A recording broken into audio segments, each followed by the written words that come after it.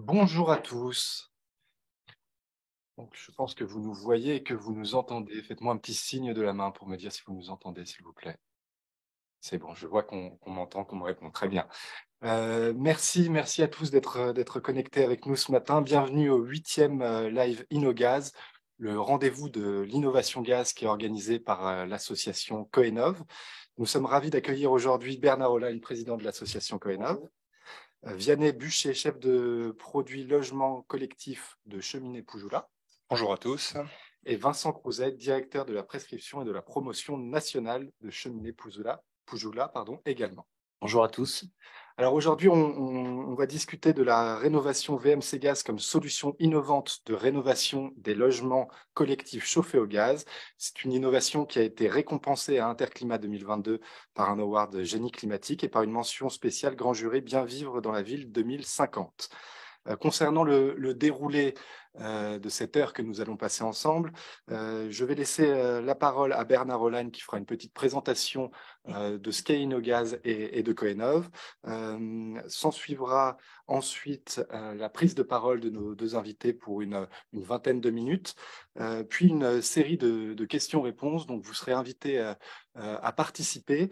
Donc, pour cela, plusieurs possibilités. Soit vous demandez la parole sur le chat, soit vous cliquez sur le petit bouton « Levez la main » que vous trouvez en bas de votre écran avec l'icône réaction. Ou, vous pouvez également poser votre question sur le chat pour que je me charge de la faire remonter. Merci encore à toutes et à tous d'être présents ce matin. On terminera cette séquence aux alentours de midi. Bernard, je vous laisse la parole. Merci Simon. Donc, bienvenue à toutes et à tous pour ce 8e live InnoGaz. Donc, quelques mots rapides de présentation de l'association Coenov. Coenov est une association qui a été créée en septembre 2014, dans l'année 2014. 2014, c'est quoi? C'est la période où débutaient les débats sur ce qui deviendra un an plus tard la loi pour la transition énergétique et la croissance verte. Donc, une association qui a été créée à l'initiative d'industriels, fabricants de chaudières, de pompes à chaleur, de panneaux solaires thermiques, dans lesquels vous allez retrouver les grands noms, on va dire franco-européens, que ce soit Vaillant, Wiesmann, De Dietrich, Chafoto, etc. Frisquet, par exemple, les organisations professionnelles du bâtiment, au premier rang desquelles donc la Fédération française du bâtiment, la CAPEB, et le Syndicat national du service après-vente, et aussi d'autres acteurs plutôt de la filière gaz, comme GRDF, France Gaz Liquide, ou bien l'association Caligaz. Nous ont rejoint d'ailleurs très rapidement un certain nombre d'acteurs, dont la société Cheminée Poujoula, que j'ai le plaisir d'accueillir aujourd'hui et de remercier pour son intervention. Donc, Coenov, effectivement, la création de cette association rassemble des acteurs qui ont une double conviction, c'est que d'une part, l'atteinte des objectifs ambitieux de la transition énergétique, et notamment cette atteinte de la neutralité carbone, en particulier dans le bâtiment, ne peut être possible que par une approche véritablement fondée sur la complémentarité des énergies, et que dans cette complémentarité, le gaz de plus en plus renouvelable, jusqu'à devenir 100% renouvelable en 2050, a un rôle essentiel à jouer. Donc, Coenov mène un certain nombre d'actions pour faire connaître justement ces atouts de l'énergie gaz et de la filière gaz. Et au premier rang de ces atouts, il y a naturellement l'innovation, puisque chacun sait que l'innovation est absolument indispensable si l'on veut atteindre les objectifs ambitieux de la transition énergétique. Or, il se trouve que l'innovation de la filière gaz est, nous avons pu le constater, largement sous-estimée, voire méconnue. Et il nous a donc paru essentiel de réhabiliter justement cette extrême richesse de l'innovation de la filière gaz, d'où la volonté de notre part de créer ce type d'événement InnoGaz qui nous permet justement de faire connaître, de valoriser les différentes innovations qui sont, encore une fois, extrêmement riches puisqu'elles sont présentes en fait à tous les maillons de la chaîne, d'abord naturellement au niveau de l'énergie elle-même, de l'énergie gaz elle-même, de manière à sortir de son statut d'énergie fossile pour devenir 100% renouvelable, avec plusieurs technologies pour y parvenir. Aujourd'hui, la technologie la plus opérationnelle, vous le savez, c'est la méthanisation, mais il y aura ensuite, dans les années qui viennent, la pyrogazéification, la gazéification hydrothermale, le power to gas, l'hydrogène, tout ça pour nous permettre en 2050 d'arriver à un gaz 100% renouvelable. Ça, c'est pour l'énergie gaz, mais il y a également de l'innovation dans le transport, dans la distribution et au niveau des équipements pour aller toujours vers plus de connectivité, vers plus d'hybridation et vers plus de performance. Alors pour bien illustrer effectivement cette possibilité d'être présent à tous les maillons de la chaîne, aujourd'hui nous allons nous intéresser à une innovation, donc comme le rappelait Simon, dans le secteur plutôt du bâtiment et du bâtiment collectif. Ce qui est intéressant également, c'est que ce n'est pas je dirais une innovation à notre sens prospectif, futuriste, mais qui s'adresse effectivement à un parc existant qui aujourd'hui, pour des raisons techniques sur lesquelles on va revenir dans la présentation, eh bien, ce segment marché, ce volume de parc que l'on peut estimer à environ 700 000 logements, ne peut pas aujourd'hui bénéficier de la rénovation de ces chaudières existantes, standards, classiques, vers des chaudières THPE, d'où l'importance de cette innovation pour, encore une fois, plus de performance et plus de confort pour les occupants. Sans plus tarder, et je les remercie encore une fois, je vais passer la parole à Vincent Crouzet et Vianney Buchet de la société Cheminée Poujoula pour qu'ils nous exposent plus dans le détail maintenant cette innovation extrêmement intéressante.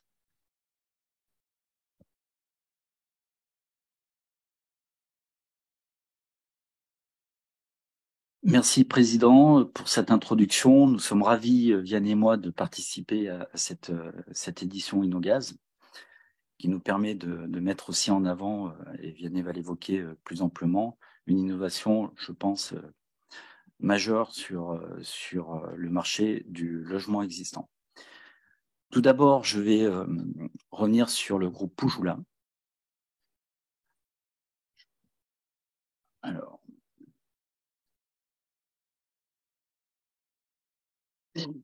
le groupe Poujoula, c'est une histoire depuis 1950. C'est une marque française dont le siège est dans les Deux-Sèvres, donc avec une forte culture territoriale nationale. Et au cours des années, Cheminée Poujoula s'est développé en externe et s'est développé notamment sur le marché européen et notamment le marché nord-européen. Aujourd'hui, nous sommes 1700 collaborateurs. Nous avons 11 usines sur le groupe et nous sommes présents dans 8 pays actuellement. Le groupe Poujoula, c'est plusieurs filiales, c'est plusieurs technologies, c'est plusieurs compétences, c'est une association de savoir-faire. Dans cette association de savoir-faire, on a bien entendu la genèse de notre technologie, c'est le pliage et l'acier et l'inox Galva. Mais pas que. Nous avons aussi des filiales sur le mobilier urbain. Et dans un cercle vertueux, Frédéric Coirier, notre président, a développé, au travers d'une filiale qui s'appelle Euroénergie, des sites de fabrication de biocombustibles, notamment en bûches premium et granulés.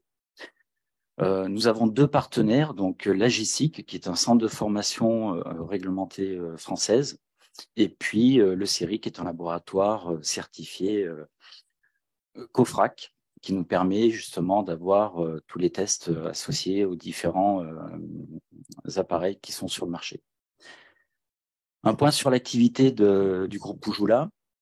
Donc le groupe Poujoula, c'est le leader du conduit métallique. Donc en 76, Cheminée Poujoula décide de mettre à disposition sur le marché, en priorité du logement individuel, un conduit métallique qui viendra remplacer le conduit maçonné et en faire sa croissance, et puis après proposer des solutions techniques sur le logement collectif en neuf et en existant. Nos engagements, donc Coenov, c'est l'énergie au pluriel. Je voulais mentionner que le groupe Poujoula est également sur une énergie plurielle, dont nous avons une forte volonté d'avoir un mix énergétique sur nos sites de production qui aujourd'hui en font une certaine référence sur les ETI et sur le marché de l'industrie du conduit, qui nous amène à mettre en avant aujourd'hui une performance sur nos émissions de gaz à effet de serre, avec une réduction sur les 2 dernières années de 18%. Donc, c'est une directive que l'on va suivre, bien entendu, qu'on va développer au travers des années qui se présentent à nous. Également, la RSE, le projet Relations positives qui a été mis en place. Donc, nous allons aborder plusieurs thématiques dans le groupe, qui soient sociétales, environnementales, sociales, bien entendu environnementales, qui sont des enjeux majeurs pour l'entité du groupe Pujula et chers à notre respect des réglementations. Nos différentes solutions, alors là, je vous fais un focus sur les solutions chaudières murales gaz. Bien entendu, on est sur le segment du logement collectif en neuf avec le 3CEP Multiplus qui est mis sur le marché en 2009, qui est maintenant éprouvé et validé sur l'ensemble des programmes, mais plus particulièrement sur l'existant et nos solutions système en rénovation, qui est la thématique de cet InnoGaz. Je reviens également sur deux systèmes, donc le Renault Shunt. Donc là, on est sur un conduit Alsace et Shunt, et en complément sur le Renault Dense, qui est également une solution qui répond aux conduits existants en Shunt et Alsace. Donc, pour le premier, on est sur un tubage collectif, et pour le second, nous sommes sur un tubage individuel, avec deux technologies différentes. Pour le premier, donc le Renault Shunt, on est sur un cadre inox, et puis sur le Renault Dense, sur de l'individualisation en polypropylène. Bien entendu, nous sommes titulaires de la FDES pour le 3CEP Multiplus. L'ensemble de nos solutions gaz logement collectif est compatible au gaz vert, qui est un enjeu crucial. Le président l'a réévoqué dans son introduction. Et bien entendu, nous soutenons les efforts de Coenov auprès des institutions. Et bien entendu, nos solutions sont éligibles dans l'existant, donc dans la rénovation, sur le C2E et le coup de pouce EVA-PDC. Une innovation, bien entendu, Interclimat, qui était un moment fort de cette année, retour Porte de Versailles, qui nous a redonné l'opportunité, après un contexte très difficile, de représenter l'ensemble de nos solutions, bien entendu, dans tous nos segments, qu'ils soient en logement individuel et collectif. Et à ce titre-là, nous avons concouru et nous avons eu la satisfaction d'avoir un award de l'innovation sur Interclimat, sur une solution de logement collectif, sur une solution qui est demandée par les acteurs de la construction et que va aborder plus en détail, bien entendu, Vianney. Je te laisse la parole. Merci à vous. Merci Vincent pour cette présentation. Oui, je vais avoir l'honneur de vous présenter donc cette nouvelle innovation. Je voudrais juste faire deux mots d'introduction. Elle n'arrive pas comme ça du jour au lendemain. Cheminée Pujula a travaillé dans le cadre d'un programme donc avec ses partenaires énergéticiens et fabricants de chaudières qui s'appelle Noé, Nouvelle offre haute efficacité énergétique, qui a été lancée en 2007 et donc qui nous a permis au fil des années des innovations de sortir notamment les systèmes que Vincent vous a présentés sur le Shunt.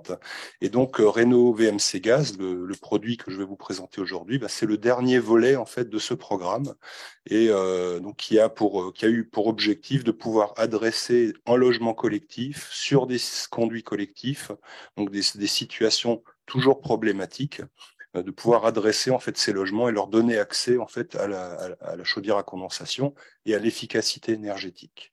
Mais avant de rentrer dans le produit, je pense que ce serait bien de rappeler un petit peu qu'est-ce que la VMC Gaz. Donc on va se concentrer en fait sur ce système.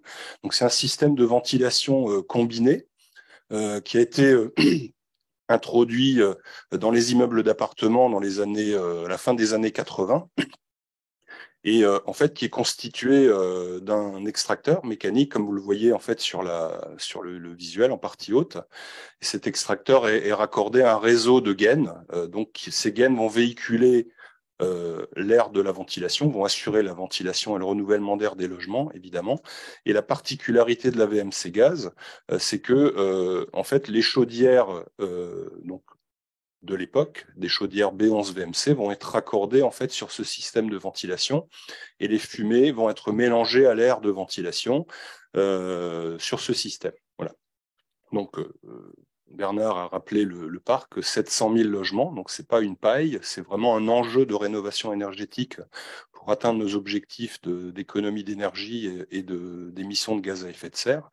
Le problème, c'est que ce système Rénov' Gaz, eh bien, il est uniquement adapté à des chaudières peu performantes, avec des matériaux qui sont pas du tout prévus pour les chaudières à condensation. C'est des installations qui ont été inventées dans les années 80-90, installées à ce moment-là. Donc c'est de l'aluminium, de l'acier galvanisé. Donc les condensats qu'on retrouve dans les fumées vont pas du tout être copains entre guillemets avec l'installation et on va avoir très vite des pathologies et de la corrosion. Hein. C'est de ça dont on parle. Donc il faut malgré tout maintenir tout ça en bon fonctionnement et pérenne. Et au-delà de ça, la VMC Gaz a des contraintes également d'entretien qui sont assez contraignants. Il faut vérifier des choses dans les appartements régulièrement. Et donc, tout ça, ça coûte aussi de l'argent pour les exploitants. Et donc, l'objectif de Rénov' VMC Gaz, c'est de traiter, en fait, c'est la performance énergétique et de donner accès à ces logements, à la chaudière à condensation, en éliminant en fait toutes ces contraintes et ces manques de performance.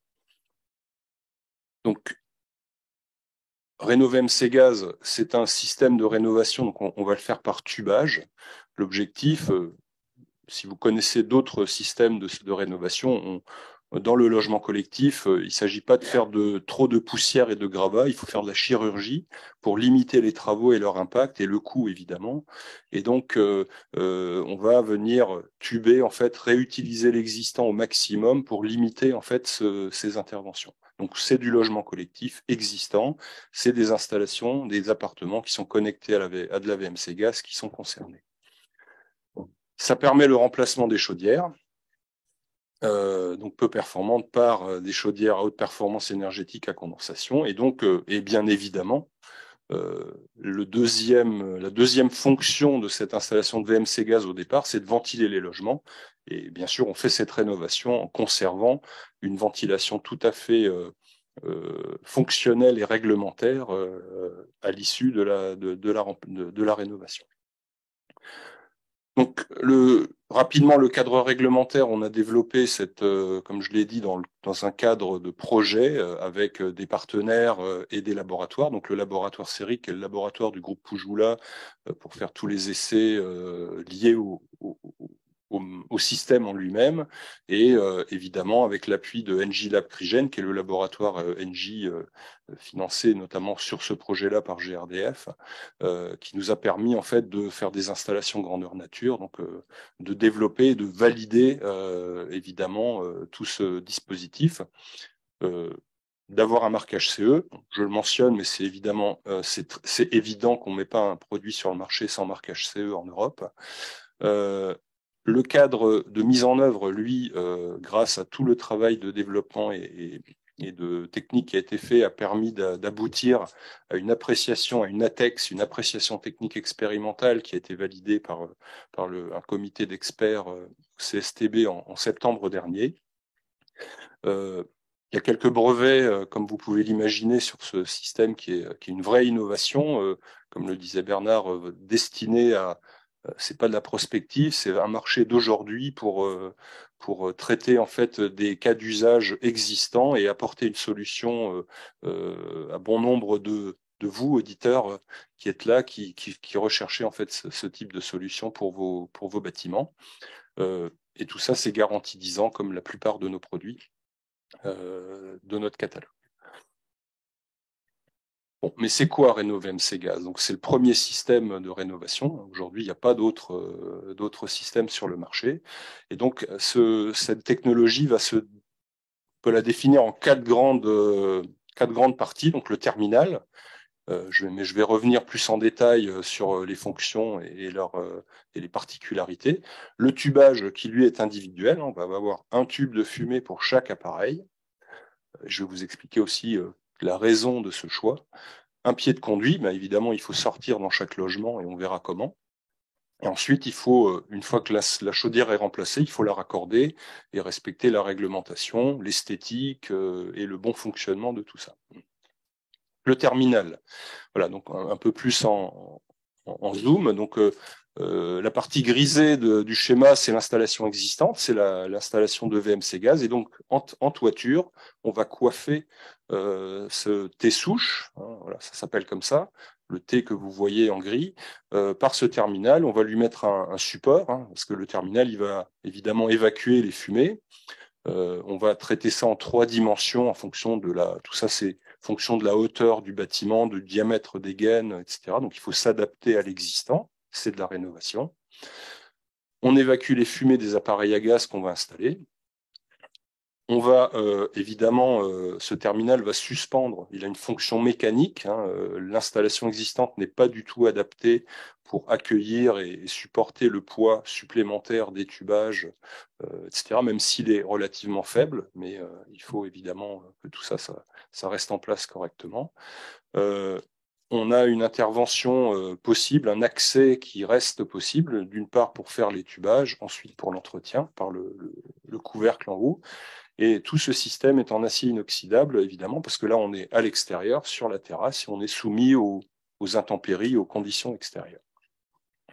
Ensuite, une fois qu'on a mis en place ce terminal, on va venir insérer les différents tubages. Vous voyez, les tubages vont venir se positionner dans chaque encoche. On voit un petit peu sur le schéma, il y a une encoche pour chaque tubage.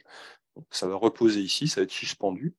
Donc, on va utiliser des tubes rigides en inox en diamètre 40, donc un diamètre relativement petit. Ces tubages vont canaliser, donc on va séparer en fait les fumées de l'air de la ventilation pour que les fumées et surtout les condensats qu'il y a dans ces fumées n'entrent pas en contact avec la gaine en aluminium. En fait, le diamètre 40 est suffisamment petit pour laisser de la place autour au bon fonctionnement de la ventilation, une fois que les appareils ont été remplacés. Et, voilà, et cette validation, c'est ce qui a fait l'objet en fait des essais, notamment chez Engie Lab Crygène, pour valider tout ce fonctionnement et le bon dimensionnement de tous ces composants. Donc, une fois qu'on a mis en place le tubage, il faut ressortir dans le logement, vers la chaudière. Donc là, en fait, on a ce qu'on appelle un pied de conduit. On va augmenter le diamètre, on va pouvoir régler tout ça, l'orienter, le fixer, évidemment. Il faut reboucher les orifices qu'on aura créés dans le logement. Donc, on va quand même percer un petit peu l'existant, la gaine, le placo, et puis la gaine. Mais tout ça, il est prévu, les accessoires sont disponibles pour reboucher tout ça, et de manière à traiter le temps d'intervention, qui doit être le plus réduit possible pour éviter les nuisances et faire ça rapidement, et également éviter des travaux de peinture esthétique, voilà, et donc limiter le temps et le coût des travaux grâce au design du système. Et ensuite, on retourne vers la chaudière avec un conduit de liaison concentrique et on a un raccordement de ventilation, comme vous le voyez, en fait, avec une gaine galvanisée. Donc, ce sont des choses tout à fait classiques qu'on utilise depuis de nombreuses années, que ce soit en ventilation ou en partie pour la partie chaudière. Dans le logement, on va prolonger, en fait, on va installer la bouche de ventilation sur la partie haute. On a une plaque de finition qui va se mettre en place au niveau de la gaine technique, hein, qui est en métal, peinte en blanc, traitée, et qui du coup va permettre d'accueillir la bouche de ventilation pour rétablir cette fonction. Il faut continuer à ventiler les logements, et le conduit de raccordement concentrique vers la chaudière avec la prise d'air comburant que vous voyez au niveau du coude. Il y a des entrées d'air qui sont aménagées pour que la chaudière continue à puiser son air comburant dans la cuisine, principalement, et fonctionne correctement. Voilà.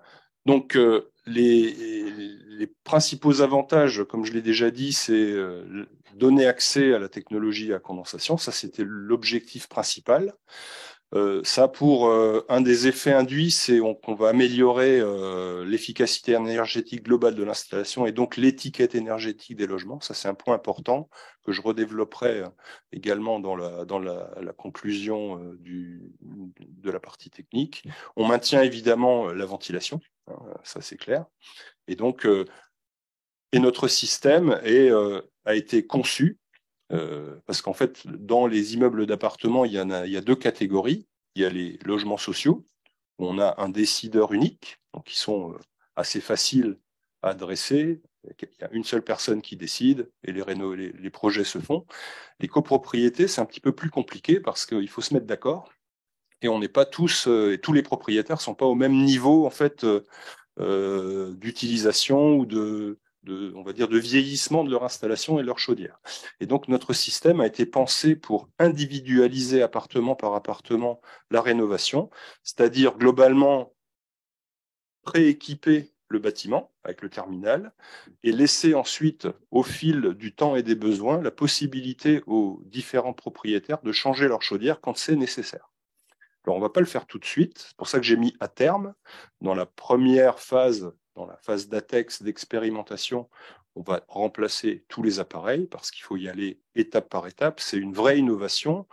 Un système combiné ventilation et VAPDC, ça n'existe pas. Donc, il faut encore apprendre un petit peu de tout ça. Mais on est extrêmement confiant. Ça a été testé en laboratoire. Tout ça, ça fonctionne. Mais on est dans la vraie vie, il y a des gens qui utilisent leur logement au bout et donc on va faire ça étape par étape. Mais c'est déjà prévu et notre objectif, au bout des 2 années de validité de l'ATEX, c'est de pouvoir, avec un avis technique, aller jusque-là et adresser les copropriétés qui représentent un peu plus de 50% du parc. C'est pour ça que l'importance d'adresser les copropriétés et de permettre de leur donner, de rénover énergétiquement leur logement est importante. Les étapes clés du projet, donc voilà, on identifie au niveau de nos équipes une résidence avec un bailleur social, un syndic de copropriété. On va ensuite regarder si c'est faisable. Voilà, il y a des conditions que je développerai juste après. On va faire une étude technique en relation avec un bureau d'études, avec un maître d'œuvre. Parce que le maître d'œuvre, lui, il va coordonner les travaux. On a 3 niveaux d'intervention, la chaudière, la fumée et la ventilation. Tout ça, ça doit bien se passer. Et donc, il faut qu'il y ait une coordination et donc une maîtrise d'œuvre pour tout ça. Et donc, au final, les installateurs et le bureau d'études va également vérifier le bon fonctionnement et réceptionner tous ces travaux. Je rentre pas trop dans le détail des travaux. Je pense que ça, c'est vraiment lié.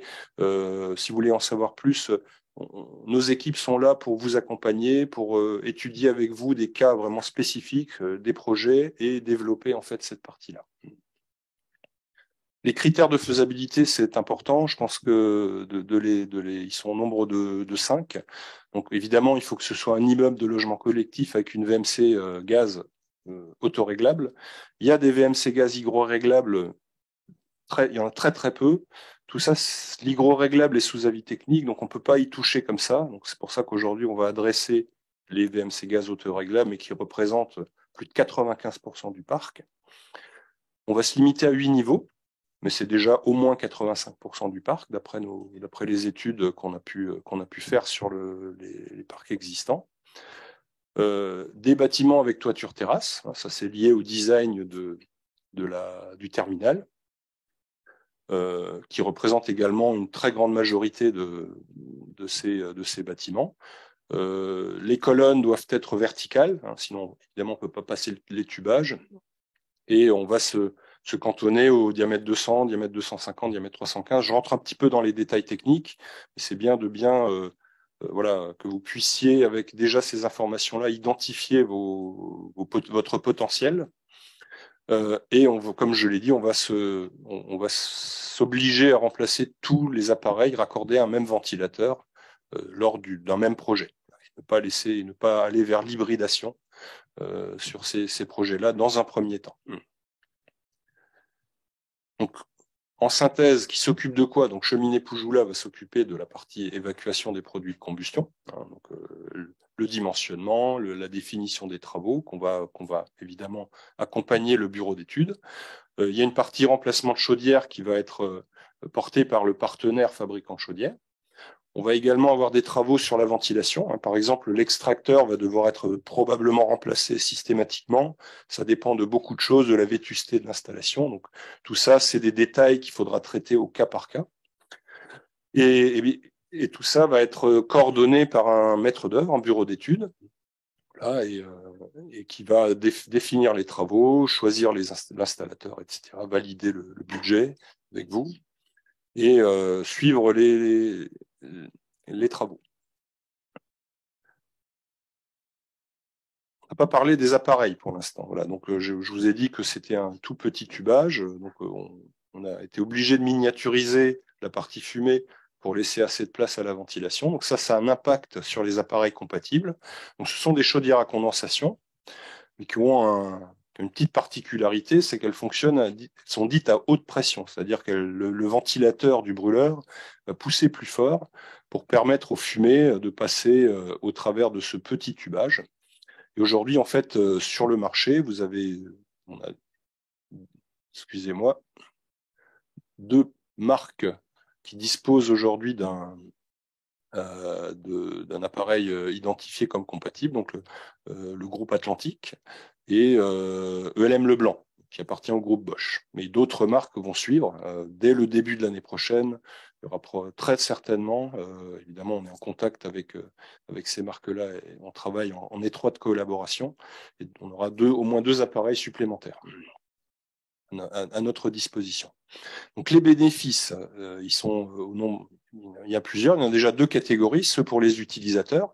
Donc on va évidemment, l'efficacité énergétique s'accompagne par des économies d'énergie, des sous qu'on va économiser. On a un confort identique avec moins de gaz, donc ça va avoir plein d'impacts, notamment sur la facture énergétique. La rénovation et les travaux réalisés sur la VMC, même si ce n'est pas l'objectif de départ, va également contribuer à ces économies, qu'on estime en fonction des cas de figure de l'année des bâtiments entre 15 et 25% quand même, donc ce n'est pas négligeable. On va avoir du confort, évidemment, pour les utilisateurs, une chaudière plus moderne, une production d'eau chaude plus stable, de la régulation qui permet de gagner en confort, en optimisation. Et du fait des économies d'énergie et du gaz en moins, on va être plus respectueux de l'environnement. On va réduire par rapport à la situation d'avant les émissions de gaz à effet de serre, évidemment.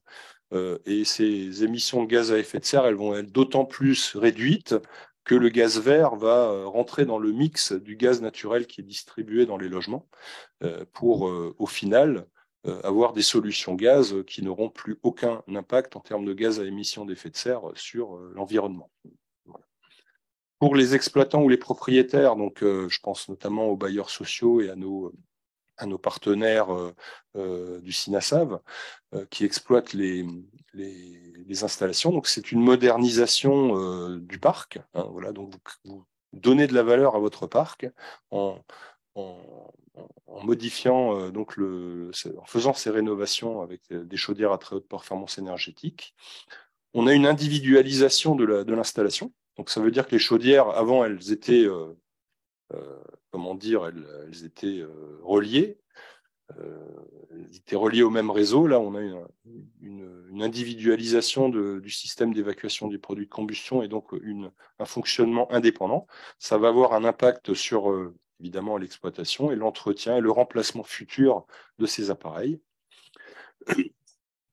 Comme on passe sur une VMC classique, une fois qu'on a déconnecté tous les appareils, eh bien, on réduit les problématiques d'entretien et les coûts qui y sont alliés comparés à une VMC gaz. Évidemment, j'y reviens, on améliore le DPE, le diagnostic de performance énergétique du logement. On lui donne donc de la valeur, on peut le vendre. Demain, on pourra certains niveaux ne pourront plus être loués, d'autres plus vendus. Et donc, ça permet d'apporter des solutions pour passer dans des catégories différentes qui reviennent dans la course, quoi. Et c'est une rénovation qui est simple à faire et qui, en fait, dans le cadre de travaux beaucoup plus larges, de travaux s'intègre bien en fait dans un programme de travaux de rénovation énergétique de logements sociaux ou de copropriété. Du concret, voilà, une première opération est programmée pour le printemps 2023 à Juvisy-sur-Orge. Donc ce sont des logements sociaux. Et on a 24 logements sur un bâtiment où il y a 2 réseaux. Il y a une partie qui est en R+5 à gauche sur la photo et la partie droite est en R+3. Donc on a 2 réseaux, 2 installations qui vont être traitées en fait au printemps.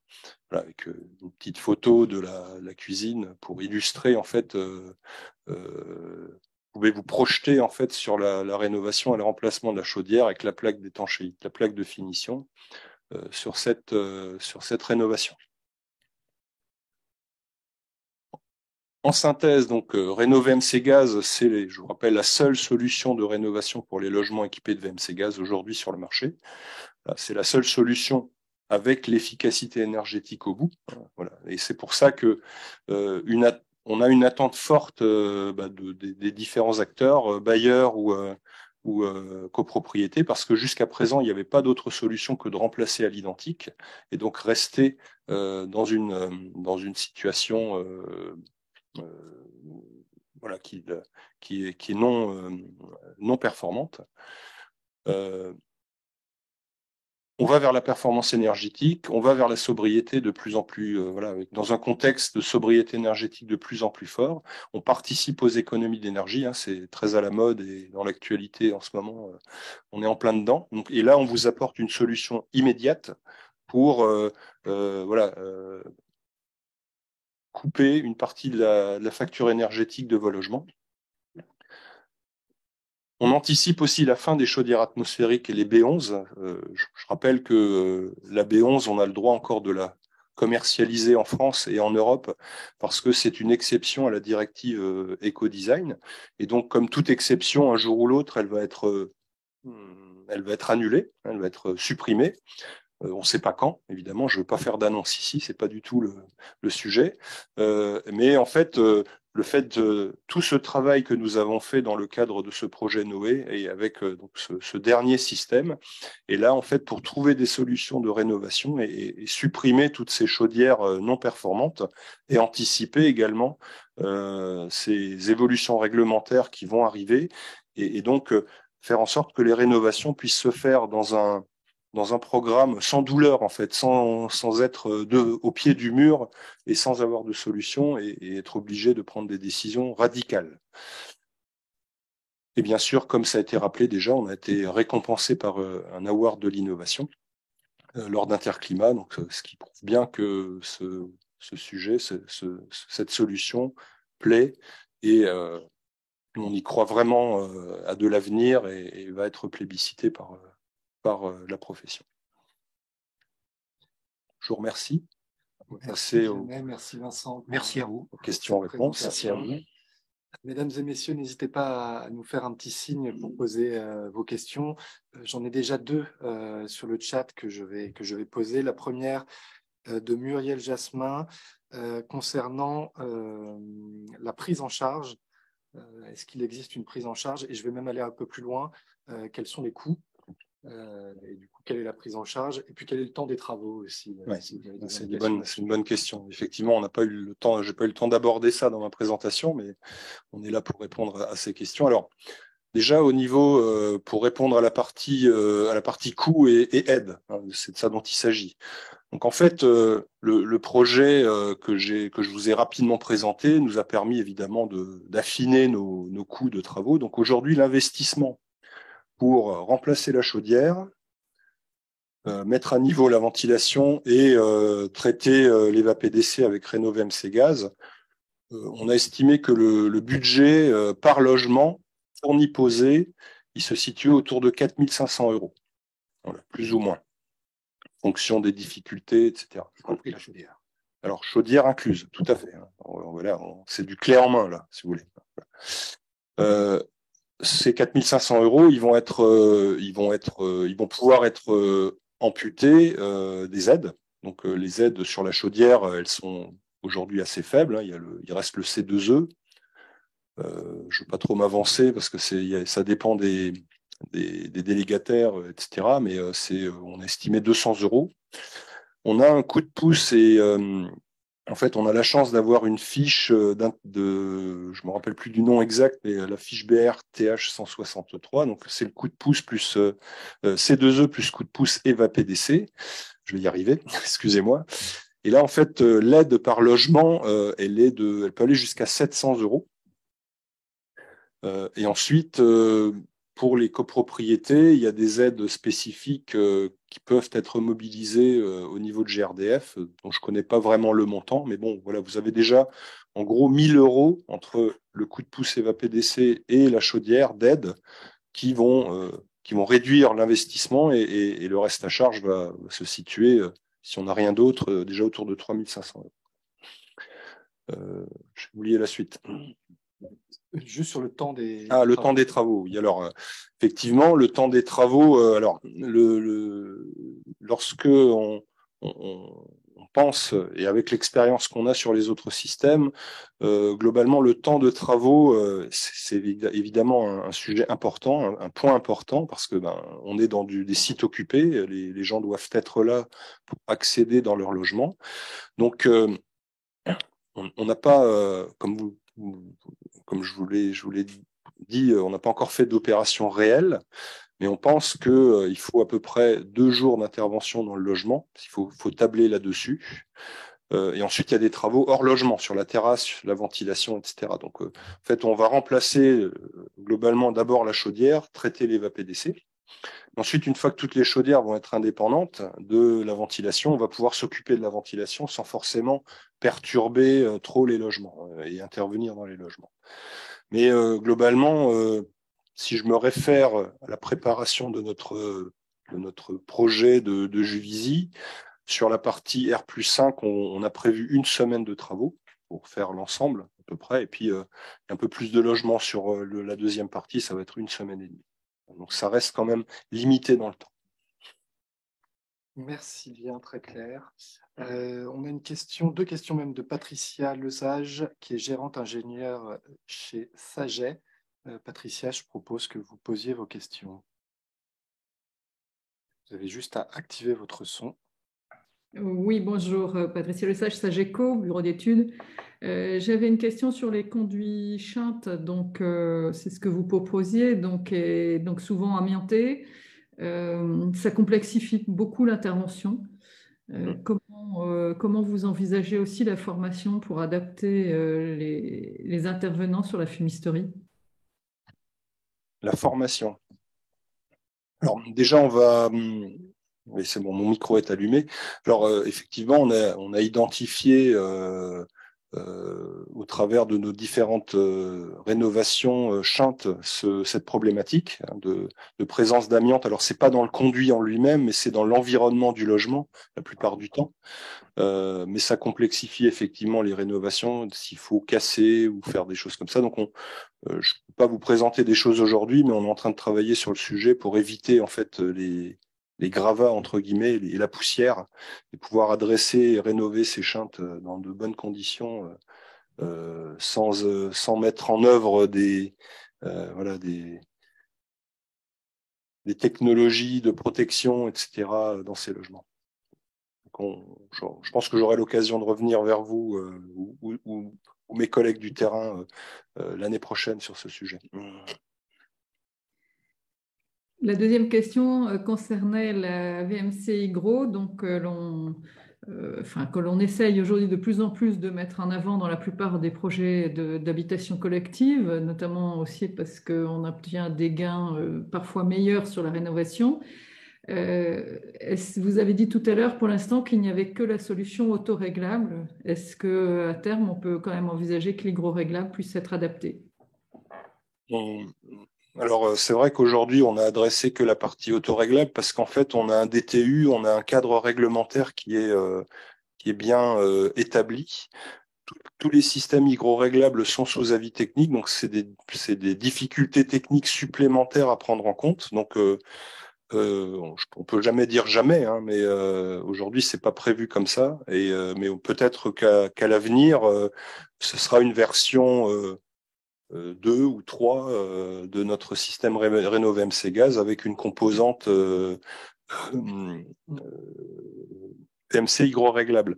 Je voudrais ajouter aussi que notre problématique de départ est d'adresser les copropriétés.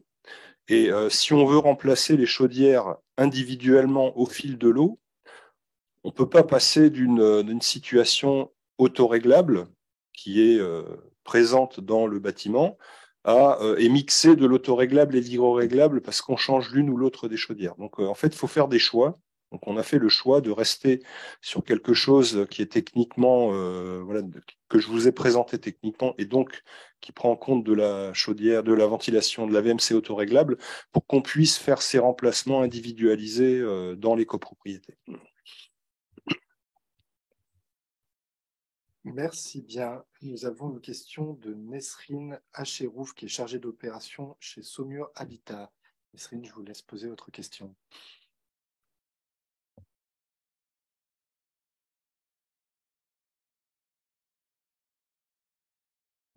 Il faut juste activer votre micro, Nesrine, sinon je la poserai moi-même. Alors, vous avez un problème avec votre micro, donc je vais m'en charger. Elle demande si ce système fonctionne sur des bâtiments à toiture en ardoise. Alors, ça fait partie des 5 prérequis que j'ai exposés. Donc, pour le moment, la technologie a été prévue pour être utilisable sur les toitures terrasses. On ne peut pas adresser le terminal, n'est pas prévu pour l'instant. Je dis pas que donc c'est des choses qu'on a évidemment identifiées.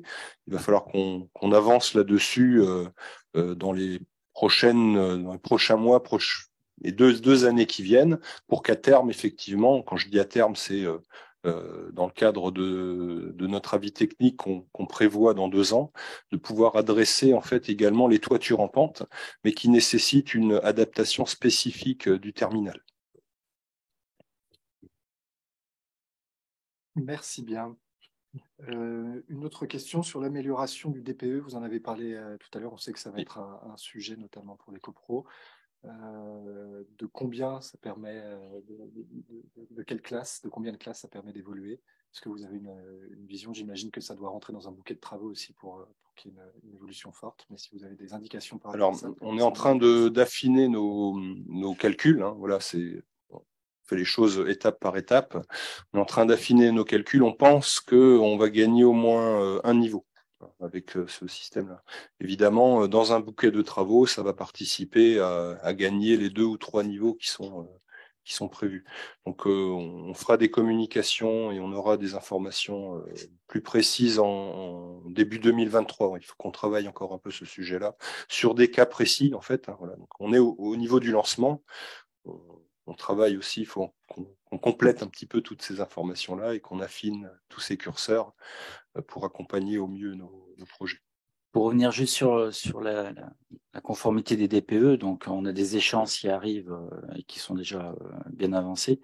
Il y a une obligation, bien entendu, soit des bailleurs sociaux ou des copropriétaires, de mettre en conformité et de rectifier les passoires énergétiques.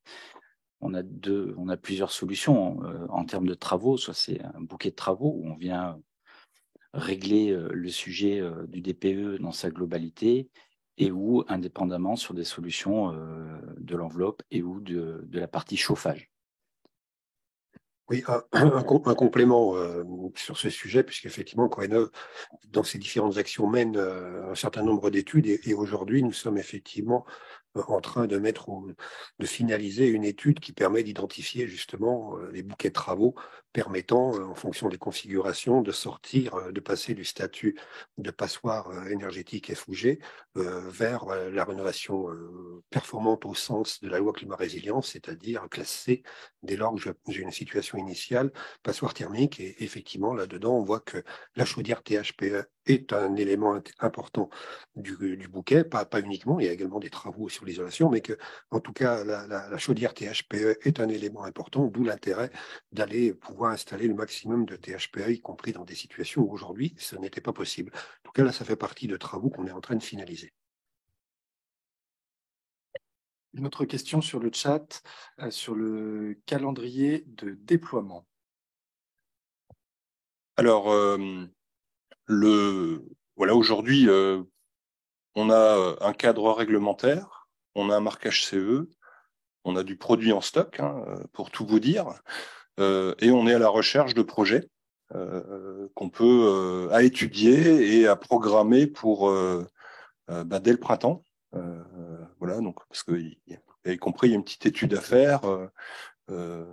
Faut réaliser des travaux, un petit appel d'offres. Donc ça nécessite un petit calendrier de temps, mais rien de très particulier. Mais on est à votre écoute. Voilà, on est là pour vous accompagner dans vos projets de rénovation VMC Gaz. C'est ça. En tout cas, vous êtes prêts. On est prêts. Vous êtes prêts à répondre à toutes les demandes qui peuvent venir dans les semaines et mois qui viennent. C'est ça. On a lancé la prescription à l'occasion d'Interclim et on a lancé le produit à l'occasion d'Interclim. Merci bien. On a une question de Mohamed El Asri, chef de produit à Vaillant Group. Mohamed, je vous laisse la parole si vous le voulez bien. Bonjour à tous, merci beaucoup pour la présentation. Je me demandais, on n'a pas parlé de toute la partie dispositifs de sécurité collective, DSC, qui sont obligatoires dans le cadre de la VMC Gaz. Est-ce qu'ils sont prévus et intégrés dans la solution Réno VMC Gaz? Alors effectivement, les installations VMC Gaz existantes sont aujourd'hui dotées d'un ce qu'on appelle un DSC, un dispositif de sécurité collective. Donc ce DSC, dans cette première phase d'expérimentation, va devoir rester en place. Voilà, c'est une condition qui nous a été imposée un peu à contre-cœur par les experts. On a travaillé, le système n'en a pas vraiment besoin, mais l'ATEX et le cadre réglementaire le demandent. Donc, ça fait partie en fait des sujets qu'il faut qu'on complète, qu'on travaille durant ces 2 années. C'est pour ça que c'est une expérimentation aussi, cette ATEX. Et donc, l'objectif, c'est de s'en passer à terme pour ne plus être tributaire en fait de la coupure du ventilateur qui produit l'arrêt des chaudières et de pouvoir rétrofiter les installations. Merci. J'ai une question sur le groupe. Vos perspectives de développement, vous êtes un groupe qui est particulièrement implanté sur le territoire. Voilà, comment vous voyez l'avenir pour le groupe? Et puis, est-ce que vous êtes dans une filière qui embauche? On voit qu'il y a beaucoup de filières en ce moment qui ont des difficultés à ce niveau-là. Est-ce que c'est le cas pour vous, pour votre entreprise aussi, ou est-ce que vous arrivez à trouver suffisamment de main-d'œuvre? C'est une bonne question. Le groupe recrute de façon régulière. On cherche de nouveaux talents dans nos différentes filiales, bien entendu, que ce soit à l'étranger, mais essentiellement sur le territoire national. On rencontre certaines difficultés à détecter et à recruter. Ce que je veux souligner par cette difficulté, c'est que nous sommes aussi un organisme de formation. Donc, nous avons aussi cette capacité à recevoir des universitaires, à recevoir à notre siège à Niort, bien entendu, des futures entreprises et des futurs collaborateurs d'entreprise sur le marché. Et puis, nous recevons pour parfaire certains modules de formation des entreprises qui sont forts aussi de pouvoir profiter de nos installations et de nos centres de formation pour pouvoir également eux-mêmes recruter sur cette partie de marché. Merci bien. On va revenir sur une question un peu plus technique de Patricia Lesage. Compte tenu du conduit plus petit, est-ce que l'entretien n'est pas plus compliqué? Alors, une fois que la rénovation est faite et que les petits conduits sont en place, en fait, on est sur une installation de VMC classique. Et donc, l'entretien est plus du tout le même que celui d'une VMC gaz. Donc, on allège considérablement ces opérations. Néanmoins, lorsqu'il faut de temps en temps quand même nettoyer les gaines, effectivement, il y a on a identifié cette éventuelle difficulté et il y a des techniques qui existent qui s'appellent par exemple de l'aérocurage. On a une petite vidéo éventuellement à vous montrer sur ce sujet qui permet en fait de nettoyer dans de bonnes conditions les gaines avec les tubages en place. Donc c'est prévu. Très bien, je vous remercie Nous n'avons pas d'autres questions à ce stade sur le chat. N'hésitez pas à me faire un petit signe si jamais il y en a une dernière, parce que nous arrivons quasiment au bout de cette intervention. Si je n'en vois pas, je vais laisser la parole à Bernard Olaine, président de Coenov. Bien, donc effectivement, on arrive au terme de cette InnoGaz. Merci d'abord à nos deux intervenants pour la qualité et la précision de l'intervention. Merci à vos questions, etc., sachant que le compte-rendu, les actes de cette InnoGaz, donc avec les débats et les réponses, les questions et les réponses, vous seront adressés dans quelques jours, naturellement. Moi, ce que je retiens de cette intervention, d'abord, ça illustre tout à fait ce que j'avais affiché au début en termes d'objectifs de Coenov, qui est de faire connaître les atouts et les différentes solutions que peut apporter la filière gaz au sens large pour aller dans le sens de la décarbonation et de la transition énergétique, en particulier dans le bâtiment. Ce que ça illustre pour moi, effectivement, notamment, et c'est ressorti au travers des questions, c'est que la rénovation, c'est quand même quelque chose de très complexe. Ça ne se décrète pas à coup de yaka faucon, il faudrait. Ça ne se décrète pas à coup de tableur Excel permettant de jongler avec les segments de marché et les technologies, et que un des points évidents que tous les acteurs de terrain qui sont réunis aujourd'hui le savent, c'est véritablement cette adaptation à l'existant, cette intégration à l'existant. Et j'en profite pour passer un petit message, effectivement, hors de ce que nous disons habituellement, c'est-à-dire que la décarbonation ne rime pas bêtement et systématiquement avec électrification. On voit bien qu'effectivement, il ne s'agit pas de dire il n'y a qu'à Faucon installer des pompes à chaleur pour résoudre le problème de la décarbonation du secteur du collectif notamment. On voit bien que c'est beaucoup plus compliqué que ça et que nous sommes naturellement persuadés que l'énergie gaz a toute sa place. On le voit, elle est dans la place. Elle a des aménagements à faire sur lesquels elle progresse, effectivement. Et je dirais qu'on reste toujours sur cette adéquation qui est derrière une bonne chaudière THPE installée en remplacement d'une chaudière B11, par exemple, couplée à du biométhane injecté dans le bâtiment. Et ben, ça fait le taf en matière de décarbonation du bâtiment. Donc, c'est ce qui me paraît extrêmement important à souligner dans cette intervention et à retenir, parce qu'on voit bien, encore une fois, et on le sait bien, et heureusement, on arrive quand même à ébranler un peu quelques certitudes de l'administration sur ce sujet, que le secteur du résidentiel collectif, encore une fois, il n'est pas évident à décarboner, que ce soit sur l'aspect technique et d'une part, naturellement, vous l'avez en matière d'intégration, et que ce soit également, vous l'avez souligné, alors notamment, on va dire, sur les copropriétés, plus encore que sur le secteur social, en matière de prise de décision. Donc, on voit bien qu'on est sur un segment de marché sur lequel le concept utilisé de massification de la rénovation présente quand même quelques limites et mérite un peu plus d'intelligence pour véritablement apporter des solutions au cas par cas. En tout cas, merci beaucoup pour cette intervention qui illustre ce propos. On voit d'ailleurs dans vos différentes réponses qu'il y a encore quelques petits trous dans la raquette par rapport aux 700 000 que l'on a affichés, mais en tout cas, on est quand même sur des ratios qui montrent qu'on progresse largement.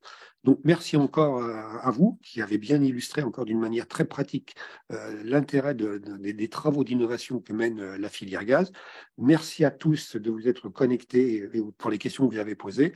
Je vous salue, je vous souhaite une bonne continuation, etc. Et je vous donne rendez-vous à un prochain InnoGaz qui se déroulera très certainement au premier trimestre 2023. Merci à tous et à bientôt. Merci, à bientôt. Merci. Merci, bonne journée.